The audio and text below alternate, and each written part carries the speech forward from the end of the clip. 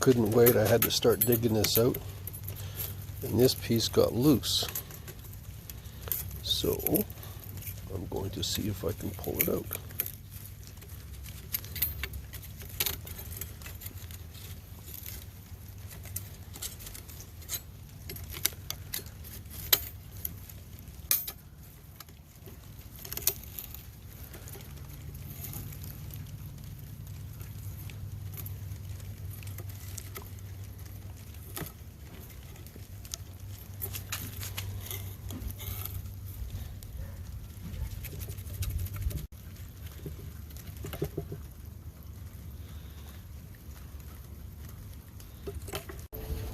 Time to try to remove the metal from the log. This I removed yesterday. Dug out this a little bit. That was probably in the last video. Not a very big piece, but that's okay. Also had this small drip that had fallen inside here. So that came out easy, but now I'm going to dig out the rest. See how that goes.